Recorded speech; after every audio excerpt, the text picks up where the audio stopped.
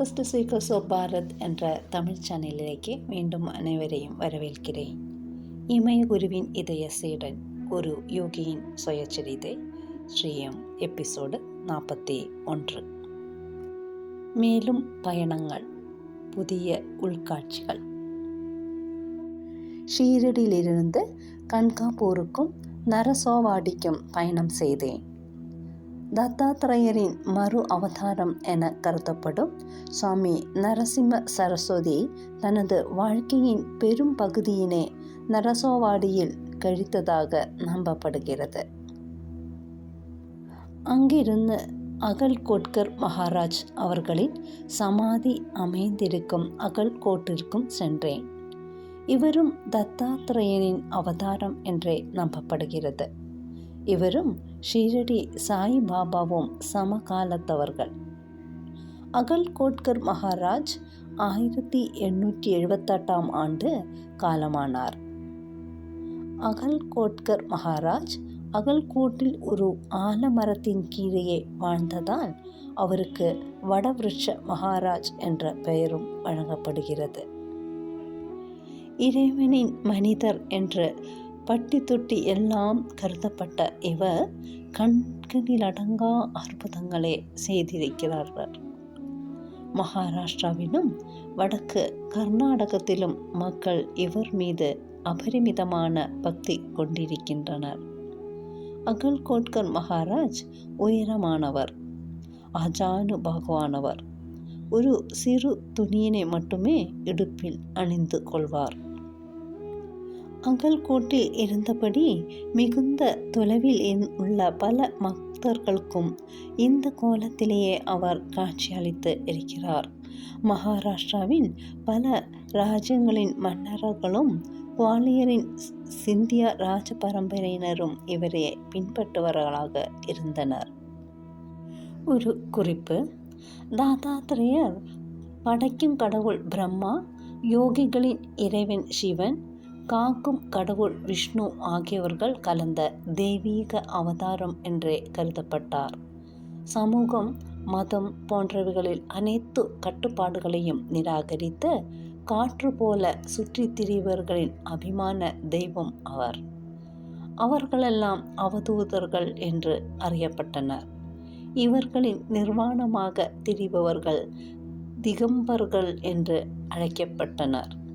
அவதூத கீதா என்னும் நூல் அவதூதர்களின் போதனைகளையும் பயிற்சிகளையும் கொண்டிருக்கிறது. 3 நாட்கள் அகல்கோட்டில் ஒரு சிறிய சத்திரத்தில் தங்கினேன். 3வது நாள் நான் கண்ட தெளிவான கனவில் அகல்கோட்கர் மகாராஜ் அவர்கள் சிவப்பு துணியினை இடுப்பில் கட்டியபடி காட்சியளித்தது. ஷீரடியில் இருப்பவர்களிடமிருந்து நான் ஒன்றும் வித்தியாசமானவன் அல்ல. இப்போது பீதாப்பூர் சென்று உனது மரியாதைகளை ஸ்ரீ பாத வல்லபருக்கு செலுத்துவோம் என்று கூறினார். காக்கிநாடாவின் அருகில் இருக்கும் பீதாப்பூரை நோக்கி புறப்பட்டேன். அங்கு ஸ்ரீபாத வல்லபரின் புண்ணிய ஸ்தலத்திற்கு சென்றேன். அவரும் தத்தாத்ரேயரின் அவதாரம் என்றே கருதப்பட்டார். பிறகு கர்நாடகாவில் குல்பர்காவில் இருக்கும் மாணிக் நகருக்கு சென்றேன். தத்தாத்ரேயனின் அவதாரம் என்று கருதப்படும் ஸ்ரீ மாணிக் பிரபுவின் சமாதிக்கு சென்றேன். அங்கே நான் தெய்வீக ஆழ்நிலை பரவசத்தில் இருந்தபோது பாபாஜி தோற்றமளித்து, உனது நண்பர் பாலச்சந்திர மேனனின் வீட்டிற்கு செல். அங்கிருந்து சாது போல ஆடை அணிந்து கொண்டு அருணாச்சலேஸ்வரின் இருப்பிடமான திருவண்ணாமலைக்கு செல். ரமண மகர்ஷியின் சமாதியில் சற்று நேரம் இரு என்று உரைத்தார். உடனே சென்னைக்கு சென்றேன். பாபாஜி கூறியது போலவே செய்தேன். பிச்சை எடுக்கும் ஆண்டி போல உடை அணிந்து நண்பர் மேனனின் வீட்டிலிருந்து வெளிப்பட்டேன். பஸ்ஸிலும் ரயிலிலும் சில சமயங்களில் நடந்தும் பயணம் செய்தேன். ஸ்ரீரங்கத்தில் ரங்கநாதரின் ஆலயத்துக்கு சென்றேன். அது விஷ்ணு ஆலயம். ஸ்ரீ விஷ்ணு 5 தலை அரவம் ஆனந்தாவின் மடியில் சயனித்து இருக்கும் நிலையில் காட்சியளித்தார். ஸ்ரீரங்கத்திலிருந்து வேளாங்கண்ணிக்கு சென்றேன். அங்கே கன்னி மேரி ஆலயம் இருக்கிறது. ஒவ்வொரு ஆண்டும் 1000 பேர் இங்கு வருகை தந்து கொண்டிருக்கிறார்கள். மாதா கோவிலில் உள்ளே சென்று அமைதியாக சில நிமிடங்கள் அமர்ந்திருந்தேன். ஆலயத்தின் உள்ளே அமைதியாகவும் சாந்தமாகவும் இருந்தது. பிறகு நாகூர் சென்று அங்கிருந்து சூஃபி துறவி அவர்களின் கல்லறை மற்றும் தாக்காவிற்கு சென்றேன். அந்த துறவியின் பெயர் அப்துல் காதர். ஆனால் அவர் எல்லோராலும் தாக்கூர் ஆண்டவர் என்றே பிரபலமாக அறியப்படுகிறார். அவரை பற்றி பல அற்புதமான கதைகள் சொல்லப்படுகின்றன. அவர் அடிக்கடி பூமிக்கு கீழே உள்ள நிலவரைக்கு சென்று பல நாட்கள் வரை மறைந்து விடுவாராம். அவர் எப்போதெல்லாம் வெளியே வருகிறாரோ அப்போதெல்லாம் சிறுவர்கள் இனிப்புகளை வழங்குவாராம். ஒரு முறை அவர் ஒரு சிறுவனை தனது முதுகில் ஏற்றிக்கொண்டு அவனது கண்களை ஒரு நிமிடம் மூடி திறக்க சொன்னாராம். அந்த சிறுவன் கண்களை திறந்த பொழுது அவன் புனித மெக்காவில் இருந்தானா. அதே மாதிரியான பயிற்சியை செய்து அவன் மீண்டும் நாகூருக்கே கொண்டு வரப்பட்டான் என்றும் ஒரு கதை வழங்கப்படுகிறது. அந்த சிறுவனின் அனுபவத்தை கேட்டறிந்து ஆச்சரியப்பட்ட அவனது பெற்றோர்கள் அவனுக்கு ஹாஜி, அதாவது ஹஜ் புனித பயணத்தை மேற்கொண்டவன் என்றே பெயரிட்டு விட்டார்களாம். நாகூரிலிருந்து திருவண்ணாமலைக்கு சுற்று வழியில் பயணம் புறப்பட்டேன். காஞ்சிபுரத்தில் மகா பெரியவா என்று மிக மரியாதையுடன் அழைக்கப்பட்ட காஞ்சி மடத்தின் சங்கராச்சாரியர் ஸ்ரீ சந்திரசேகரேந்திர சரஸ்வதி சுவாமி அவர்களே தரிசிக்க மிகவும் ஏங்கினேன். காஞ்சி சென்றடைந்தேன். சுவாமிகளை தரிசிப்பது மிக்க சிரமம் என்றும் சில நாட்களாக ஆச்சாரியார் மௌன விரதம் அனுஷ்டிப்பதால் அவர் மக்களை பார்ப்பதில்லை என்றும் என்னிடம் சொல்லப்பட்டது. அதே சமயம் அவரை தரிசிக்க வருபவர்களை ஆசீர்வதிப்பதற்காக கொஞ்ச நேரம் தோன்றுவார் என்றும் அப்பொழுது தேவைப்பட்டால் தொலைவில் இருந்து அவரை தரிசித்து கொள்ளலாம் என்றும் சொன்னார்கள். ஆச்சாரியர் மௌன விரதம் அனுஷ்டிப்பதால் அவரிடம் கேள்விகள் ஏதும் கேட்கக்கூடாது என்று எச்சரிக்கப்பட்டேன். மாலை வேளையில் அவர் தனது மௌன விரதத்தை முடித்து கொள்ளுவார் என்னும் சில வார்த்தைகள் பேசலாம் என்னும் சொல்லப்பட்டது.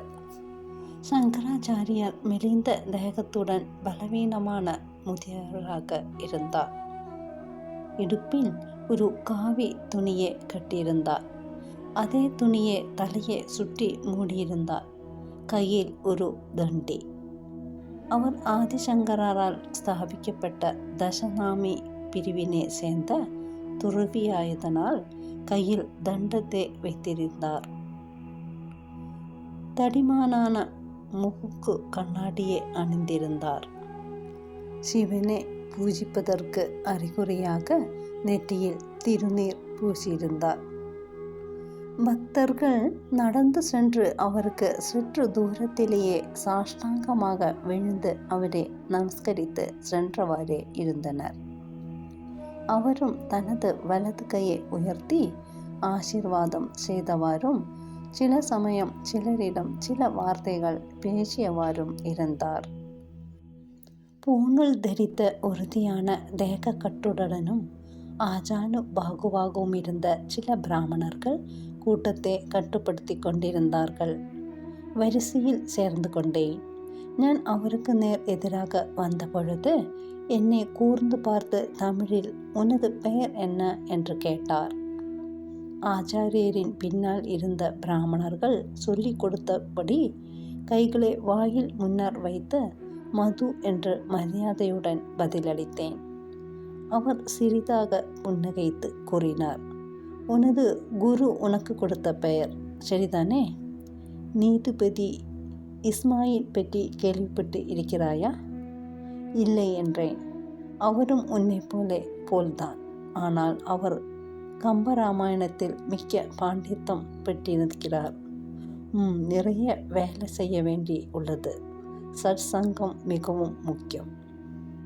அத்துடன் வலது கையை உயர்த்தி ஆசீர்வதித்தார். பணியாட்கள் என்னை சூ சூ என்று கூட்டத்தோடு வெளியேற்றினார்கள். பல ஆண்டுகளுக்கு பிறகு எனது பள்ளிகளில் எனக்கு உதவுவதற்காக நண்பர்கள் சிலர் ஒருங்கிணைத்து ஒரு அறக்கட்டளையை உருவாக்க விரும்பினார். அதற்கு சூட்ட ஒரு சரியான பெயரை அவர்கள் தேடிய போது சத்சங்கம் என்ற வார்த்தை எனது நினைவில் மின்னியது. சத்சங் ஸ்தாபனம் என்றே அறக்கட்டளைக்கு பெயரிடப்பட்டது. சத் என்ற வார்த்தைக்கு உண்மை குறிக்கிறது. சங்கம் என்பது கூட்டத்தினரே கூறுகிறது. அதாவது உண்மையை தேடுவதற்காக உள்ள குழு என்றும் அல்லது நல்லவர்களும் உண்மையுள்ளவர்களும் இணைந்த கூட்டம் என்றும் அதற்கு பொருள் கொள்ளலாம். காஞ்சி ஆசிரியர் சொன்ன வார்த்தைக்கு இதற்கும் ஒரு வேளை தொடர்பு இருக்குமோ என்றெண்ணி வியந்தேன்.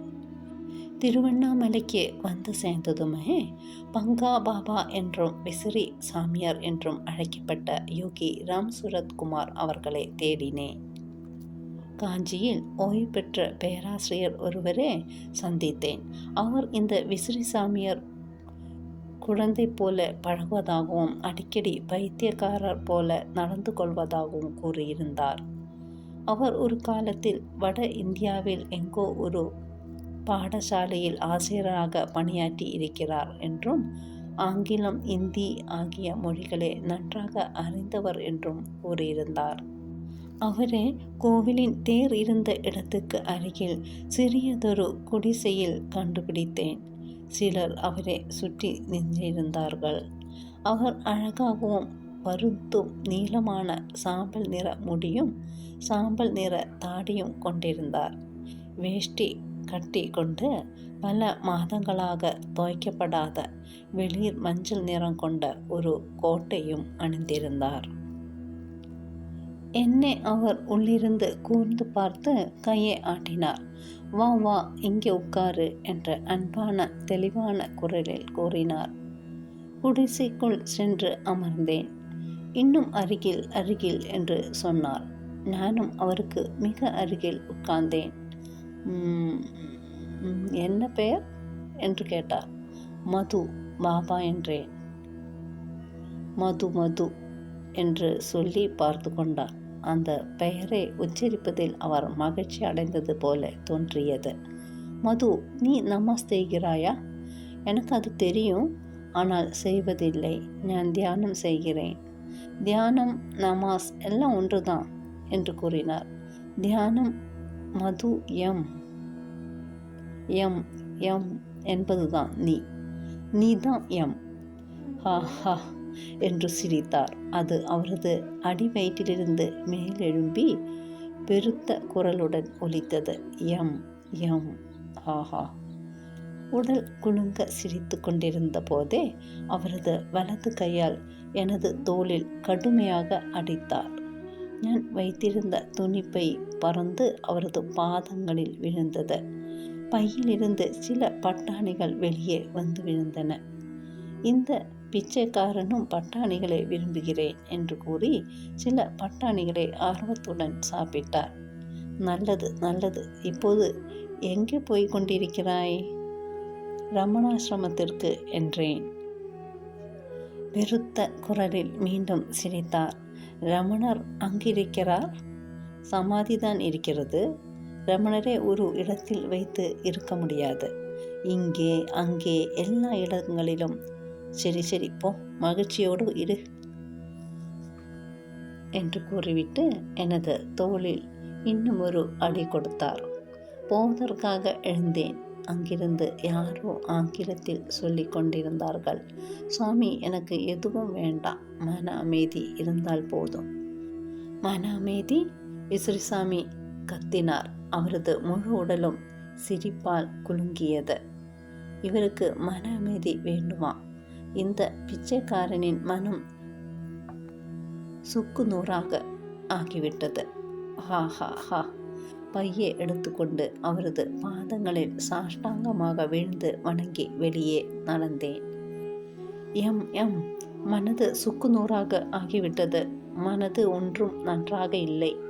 ரமணரிடம் சொல்லு என்று எனக்கு பின்னால் கத்தினார். ரமணாசிரமத்தில் அலுவலகத்திற்கு சென்று அங்கே தங்குவதற்கு இடம் கேட்டேன். ஒன்றின் மேல் ஒன்றாக இருக்கும் அடுக்கு படுக்கை அறையில் தங்குவதற்கு அனுமதி கிடைத்தது. ஆசிரமம் மிகவும் அமைதியான இடம். அருணாச்சலேஸ்வரின் மலை ஆதி நாட்களில் இருந்தே சிவபெருமானின் மிக உயர்ந்த தெய்வீக இருப்பிடமாக கருதப்பட்டு வருகிறது. கோவில் ஆசிரமத்தில் அருகில்தான் இருந்தது. ஸ்கந்த புராணம் அருணாச்சல குன்றினே சிவனின் புனித இதயம் இருக்கும் இடமாக கூறியிருக்கிறது. பக்திமிக்க யாத்ரீகர்கள் பௌர்ணமி தினங்கள் மலையை பிரதட்சணம் செய்து வருகிறார்கள். ஆசிரமம் ரமண மகர்ஷியின் பெயர்கள்தான் இருக்கிறது. அருணாச்சல மலை மகத்தான ஆன்மீக மையமாக இருப்பதால் ரமணர் தனது இளமை பருவத்திலேயே அங்கு இழுக்கப்பட்டார். நமது நாட்டிலும் அயல் நாடுகளிலும் ரமண மகர்ஷியை அறிந்தவர்கள் நிறைய பேர் இருந்தாலும் அந்த பெருமை மிக்க ஆத்மாவை அறிந்திருந்தவர்களுக்காக இங்கு அறிமுகப்படுத்துகிறேன்.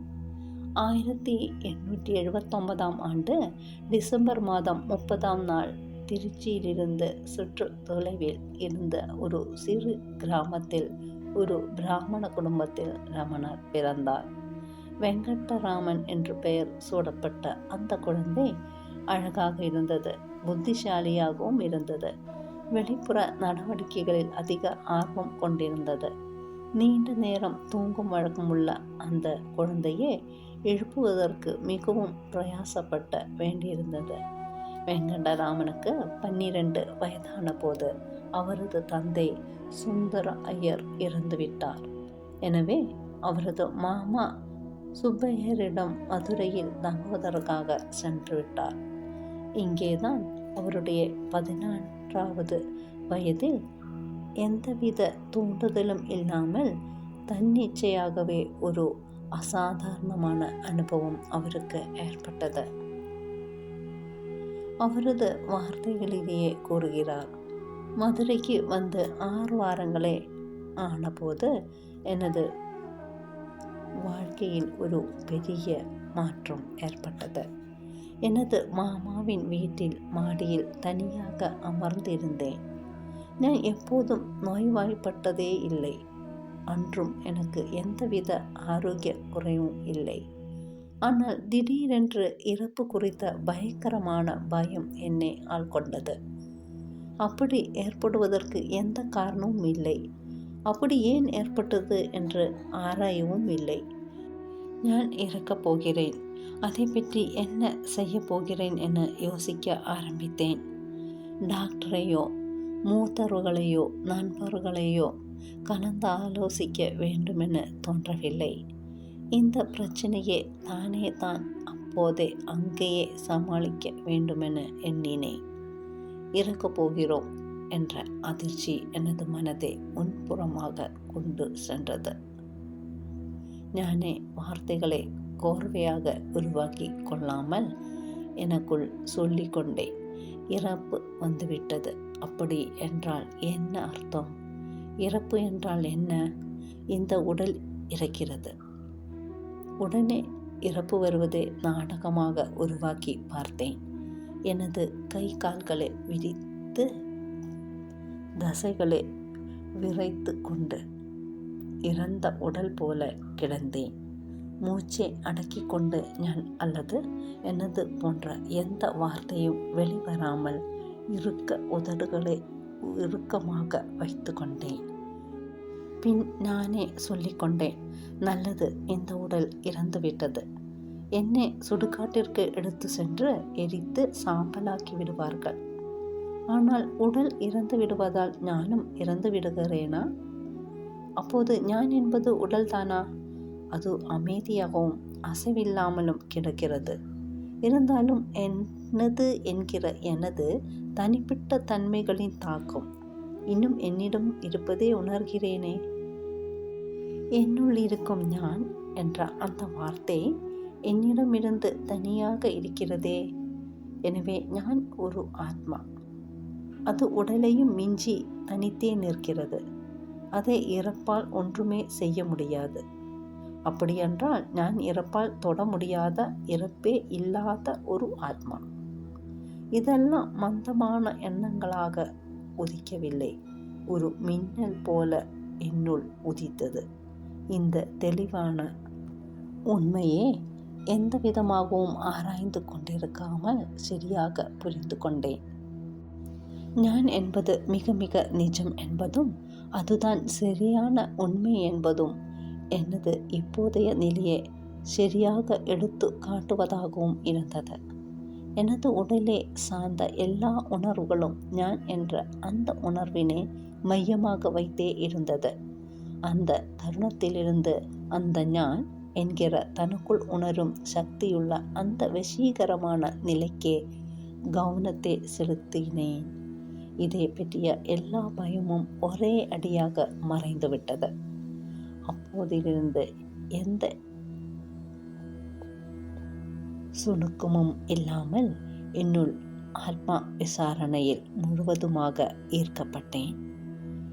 இன்னிசையில் பல ராகங்கள் வந்து போவது போல இதர எண்ணங்கள் வந்து சென்று கொண்டிருந்தாலும், இன்னிசையில் முக்கிய ஸ்ருதி பாட்டின் எல்லா இடங்களிலும் அழுத்தமாக இழுந்து கொண்டே இருப்பது போல் அந்த நான் என்கிற எண்ணம் இருந்து கொண்டே இருக்கும். எனது உடல் பேசிக்கொண்டோ படித்து கொண்டோ வேறு எந்த வேலையும் செய்து கொண்டோ இருந்தாலும் அந்த நான் என்கிற எண்ணத்தில் எப்போதும் நிலைத்தே நின்றேன். அன்றைய தினத்துக்கு முன்பு என்னை பற்றிய உணர்வுகளை அவ்வளவு தெளிவாக நான் உணர்ந்ததில்லை. அதை பற்றிய எந்த உணர்ச்சியாலோ அல்லது நேரடியாகவோ ஈர்க்கப்பட்டதும் இல்லை. அதை பற்றி எந்த விருப்பமோ அல்லது அதனை பற்றி எப்போதும் யோசித்து கொண்டோ இருந்ததும் இல்லை. அந்த நிகழ்வுகளின் விளைவினால் அவர் சீக்கிரமே மதுரையை விட்டு புறப்பட்டார். செல்லும் பொழுது தான் ஒரு காரியமாக உண்மையை தேடுவதற்காக போவதாகவும், தன்னை தேட வேண்டிய தேவை இல்லை என்றும் ஒரு குறிப்பு எழுதி வைத்துவிட்டு சென்றுவிட்டார். அருணாச்சலேஸ்வரர் என்ற வார்த்தைகள் அவரை என்றைக்குமே வசீகரித்த வண்ணமே இருந்தது. இப்பொழுது இயற்கையாகவே எழுந்த உணர்வு ஆராய்ச்சி என்னும் தவிர்க்கவே முடியாத உந்ததினால் எந்தவித இடையூறும் இல்லாமல் அதில் மூழ்க வேண்டி அருணாச்சலம் செல்வதற்கு ரயில் பயணம் மேற்கொண்டார். 1896 செப்டம்பர் மாதம் திருவண்ணாமலை வந்து சேர்ந்தார். தனது அன்பிற்குரிய அருணாச்சலேஸ்வரராகிய சிவபெருமானின் இருப்பிடத்திற்கு புனித வழிகாட்டும் அந்த மையத்திலிருந்து ரமணர் வந்து சேர்ந்து விட்டார். அவர் அண்ணாமலை கோவிலுக்கு அவசரமாக வேகமாக சென்றதாகவும், அவரது இதயம் மகிழ்ச்சியினால் துள்ளிக்கொண்டு இருந்ததாகவும் ரமணரே கூறியிருக்கிறார். கர்ப்ப கிரகத்தினுள் நுழைந்ததும் அருணாச்சலேஸ்வர லிங்கத்தை பரவசத்துடன் அணைத்து கொண்டார். மதுரையில் எரிவதை போல் ஆரம்பித்து உள்ளே கனன்று கொண்டிருந்த அந்த உணர்வு அருணாச்சலேஸ்வர ஒளியில் கலந்து இணைந்தது. அவர் தேடிக்கொண்டு வந்த அந்த நிரந்தர உண்மையே, எல்லாவற்றிற்கும் பிரதானமான மகிழ்ச்சி நிலையே தனது இருதய மதயத்தில் கண்டுபிடித்ததோடு அவரது பயணம் முடிந்தது. அதற்கு பிறகு அந்த உயர்நிலையிலேயே இருந்து விடுவதற்காக அவர் ஏகாந்தத்தில் இருப்பதையே நாடினார். முதலில் அந்த கோவிலில் சுரங்க அறையில் தங்கியிருந்தார். பிறகு சேஷாத்ரி சுவாமி என்ற புனித மனிதர் இவரே அங்கு கண்டுபிடித்து அவரே பிரகடனப்படுத்தினார். இங்கே ஒரு ரத்தினம் இன்னும் யாராலும் அடையாளம் காணப்படாமல் இருக்கிறது என்று உலகுக்கு அறிவித்தபடி, தேள்களினால் கொட்டப்பட்டிருந்த ரமணின் உடல் முழுவதையும் இந்த கருணை மிக்க ஆத்மாதான் தேற்றியது. சீக்கிரமே ரமணர் இன்னொரு தனிமையான கோவிலுக்கு சென்றார். மற்றொரு கோவில் என்று போய்கொண்டே இருந்தார். யாரோடும் பேசாமல் இருந்தால் அவர் அமைதியான பிராமண சுவாமி என்றும் அறியப்பட்டார். விளம்பரத்தை ஒதுக்குவதற்காக மலைக்கு மேல் சென்று பல குகைகளிலும் தனிமையான கோவில்களிலும் தங்கி காலங்கழித்த பிறகு விருபாட்ச குகையில் 17 வருடங்கள் வசித்தார். விரைவில் ஏவல் புரிவோர்களும் பக்தர்களும் சிறிய கூட்டமாக அவரை சுற்றி கூட ஆரம்பித்தனர். மிக்க கல்வி புலமை பெற்றவரும் ஆன்மீக தேடலில் ஈடுபடுவருமான காவியகாண்ட கணபதி சாஸ்திரி இங்கே வந்தார். உபனிஷதங்கள் கூறியிருக்கிற நிரந்தரமான உண்மையை கண்டுகொண்ட மகர்ஷி இவர்தான் என்று ரமணரை பற்றி முதலாக இந்த கணபதி சாஸ்திரி தான் பறைசாற்றினார். F.H. ஹம்பாரே என்ற ஒரு பிரிட்டிஷ் போலீஸ் ஆபீசர் ஸ்ரீ ரமணரை சந்தித்து இருக்கிறார். இவர்தான் ரமணரின் முதல் மேல்நாட்டு சீடராவார். ரமண மகர்ஷியின் அன்னையாரும் அவரை நாடி வந்து இங்கேயே தங்கிவிட்டார். மகனுடனேயே கடைசி காலம் வரை தங்கியிருந்தார். அப்போதே ரமணருக்கு மகர்ஷி என்ற காவிய கணபதி அவர்களால் பட்டம் கொடுக்கப்பட்டது. சிலர் அவரை பகவான் என்றும் அழைத்தனர். ஒரு சிஷ்யர் மலை இறுக்கத்தில் கட்டி கொடுத்த ஸ்கந்தாசிரமத்திற்கு ரமணர் விருபாட்ச குகையிலிருந்து இடம் மாறினார். அவரது அன்னையார் இறந்ததும் ஸ்கந்தாசிரமத்திற்கு சற்று தொலைவில் அடக்கம் செய்யப்பட்டார். பிறகு அந்த கல்லறையை சுற்றி அமைந்த சிறிய ஆசிரமத்திற்கு அவர் இடம் மாறி கொண்டார். அங்கேயே அவர் அமைதியாக 1950ஆம் ஆண்டு தனது உயிர் பிரியும் வரை வசித்து வந்தார். ஸ்ரீ ரமண மகர்ஷி ஆங்கிலம் பேசும் இந்தியர்களுக்கும் உலகத்திற்கும் பால் பிரிண்டன் என்ற பிரிட்டிஷ் பத்திரிகையாளர் எழுதிய எழுத்துக்களால் அறிமுகமாகி மிக பிரபலமானார். ரமண மகர்ஷி எங்கேயும் பயணம் செய்யவில்லை. திருவண்ணாமலையிலேயே இருந்து பிறகு அவரை தரிசிப்பதற்காக எங்கிருந்தெல்லாமோ அந்த கூட்டத்திற்கு பயன்படும் வகையில் அங்கேயே இருந்தார். அவர்களுக்கு அமைதியை கற்பித்தார். மிக சில வார்த்தைகளே அவரால் உச்சரிக்கப்பட்டன.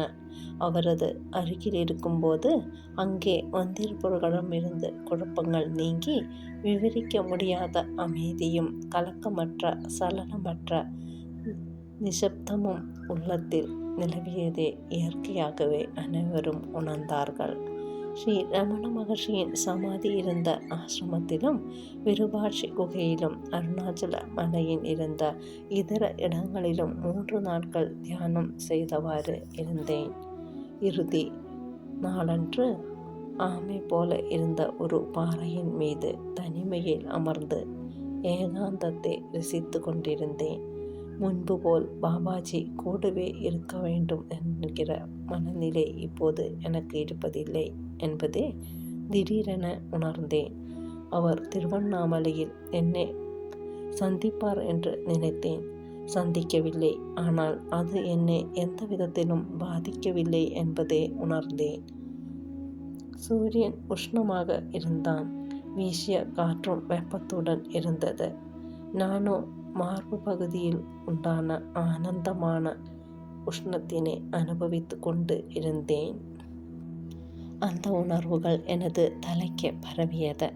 வீசிய காற்று ஒரு கிழித்த காகிதத்தை கொண்டு வந்து எனது பாதங்களின் அருகில் வைத்தது.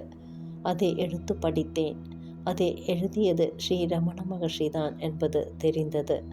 ஒரு புத்தகத்தின் ஒரு பகுதியாக அது இருந்தது. எந்த அளவுக்கு நாம் நம்மை அடக்கத்துடன் நடத்தி கொள்கிறோமோ அவ்வளவு நமக்கு நல்லது. மற்றவர்களுக்கு என்னவெல்லாம் நாம் கொடுக்கிறோமோ அவையெல்லாம் நமக்கு நாமே கொடுத்து கொள்வதுதான். சம்பந்தமில்லாதவைகளின் மீது ஆசை வைக்காமல் இருப்பது வைராக்கியம் அல்லது பற்றில்லாமல் இருப்பது என்பதாகும்.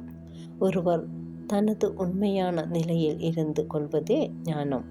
அல்லது நன்கு உணர்ந்து கொள்ளுதல் என்பதாகும். வைராகியமும் ஞானமும் ஒன்றுதான். எல்லோரும் தங்களுக்குள் ஆழமாக தேடி மிகவும் மதிப்புள்ள நமது ஆத்மாவை உணர்ந்து கொள்ள வேண்டும். கடவுளும் குருவும் ஒன்றுதான். குருவின் கருணையை பெற்ற ஒருவன் என்றைக்கும் கைவிடப்பட மாட்டான். ஆனால் சிஷ்யனும் என்று அந்த காகிதத்தில் எழுதப்பட்டிருந்தது. எனது அமானுஷ்ய சக்தியை பூர்த்தி செய்யும் பாபாஜி என்னுள் இணைந்த ஒரு பகுதியாவார் என்பது என் மனதில் அப்போது உடனே பட்டது. எப்படி ஒருவர் தனக்கு சொந்தமானதை தன்னை தானே இழுத்து கொள்ள முடியுமோ அதுதான் சரியானது. திருவண்ணாமலையிலிருந்து சென்னைக்கு திரும்பி வீட்டில் 10 மாதங்கள் இருந்தேன். தந்தைக்கு மருத்துவ வியாபாரத்தில் உதவி செய்து வந்தேன். சாயங்கால வேளைகளில் கடற்கரையில் நடப்பதற்காக சென்றேன். 2 முறைகள் கிருஷ்ணமூர்த்தி ஸ்தாபனத்திற்கு சென்று ஜி கிருஷ்ணமூர்த்தி அவர்களின் பேச்சை கேட்டேன். பாபாஜி என்னை கிருஷ்ணமூர்த்தியே சந்திக்க வேண்டும் என்று சொல்லியிருந்த போதிலும் தற்பொழுது அவரை பார்க்க உகந்த மனநிலை என்னிடம் இல்லை. ஞாயிற்றுக்கிழமைகளில் பிரம்ம ஞான சபையில் நூல் நிலையத்திலோ அல்லது கபாலீஸ்வர கோவிலிலோ நேரத்தை செலவழித்தேன். சில நேரங்களில் ஷீரடி பாபாஜி கோவிலுக்கு செல்வேன் அல்லது ஏகாம்பர் ரயில் நிலையத்தின் அருகில் இருந்து சூஃபி துறவியான மோடி பாபாவின் தர்காவிற்கு செல்வேன். தென் இந்தியா கோவில்களை பற்றியும் இமயமலை புண்ணிய தலங்களை பற்றியும் ப்ரோப் என்ற பத்திரிகைக்காக எழுத ஆரம்பித்தேன்.